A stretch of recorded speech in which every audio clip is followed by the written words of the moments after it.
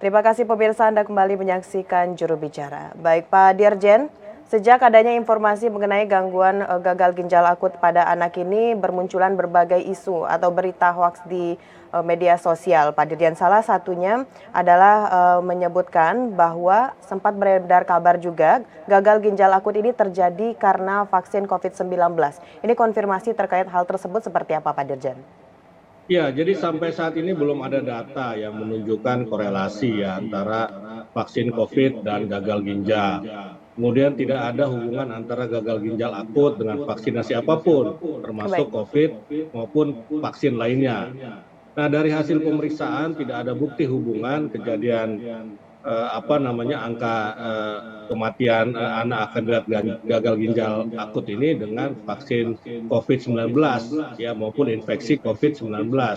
Karena kita tahu bahwa yang terkena ini umumnya anak-anak di bawah 6 tahun. Ya, sementara program vaksinasi ini untuk COVID misalnya ini kan belum menyasar ya anak-anak di bawah umur 6 tahun atau 1 sampai 5 tahun. Yang sudah divaksin ini kan yang 6 tahun ke atas ya anak-anak. Jadi memang itu saya kira masuk dalam kategori disinformasi. Ya. Ya, kalau ada informasi yang mengatakan ini akibat vaksin COVID-19 itu disinformasi. Sekali lagi kita meminta masyarakat untuk tidak percaya kepada informasi tersebut. Seperti saya sampaikan tadi, penyebabnya itu beberapa ya. Yang pertama racun. Ini racun yang dari obat tadi itu, obat cair. Yang kedua adalah virus ataupun bakteri, dan yang ketiga ini dehidrasi. Ya, dehidrasi ini kalau anak-anak kurang minum sementara aktivitasnya luar biasa, maka ini bisa menyebabkan dehidrasi dan bisa menyebabkan gagal ginjal. Karena itu kita juga meminta orang tua untuk terus mengawasi anaknya, ya untuk terus memberikan cairan yang cukup. Dalam hal ini tentu saja air putih yang paling baik gitu.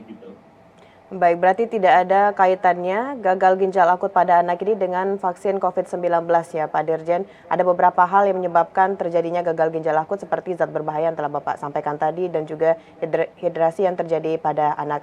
Baik, selanjutnya Pak Dirjen, hingga saat ini hal apa yang telah dilakukan oleh pemerintah untuk antisipasi dari kasus yang marak terjadi saat ini Pak Dirjen? Dalam hal ini mungkin dari Kementerian Kesehatan. Ya, Presiden Jokowi ini kan telah memerintahkan pengawasan industri obat dan pengawasan industri obat diperketat ya. Kemudian ini tentu saja diperintahkan oleh Presiden ya seusai ditemukan ada obat sirup yang diduga mengandung tadi etilen glikol melebihi ambang batas. Jadi Presiden pun sudah memerintahkan secara langsung pengawasan industri obat. Ya, kemudian yang kedua, Kemenkes juga telah menginstruksikan seluruh apotek yang beroperasi di Indonesia untuk sementara tidak menjual obat bebas dalam bentuk sirup ya untuk masyarakat, terutama untuk anak-anak. Nah, para tenaga kesehatan, dokter, bidan, perawat begitu juga diminta untuk tak lagi meresepkan obat sirup kepada pasien. Sebagai alternatifnya dapat menggunakan bentuk sediaan lain seperti tablet, kapsul, atau kalau untuk anak-anak puyer ya.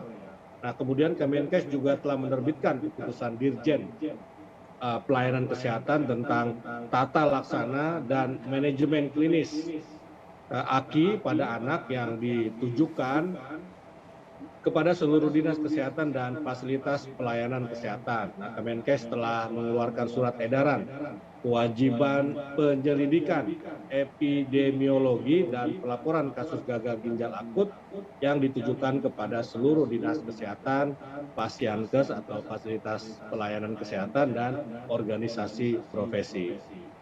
Baik, gerak cepat dari pemerintah terhadap kasus gangguan gagal ginjal akut pada anak ini sudah kita lihat sejauh ini, mulai dari himbauan atau instruksi dari Presiden begitu Pak, dan juga diterbitkan beberapa keputusan Dirjen Pelayanan Kesehatan. Baik Pak Dirjen, setelah ini kita akan lanjutkan pembahasan mengenai bagaimana masyarakat untuk mewaspadai dari kasus ini agar tidak terlalu berkembang lagi di halayak. Kita akan jeda pariwara sejenak Pak Dirjen, pemirsa tetap di Juru Bicara.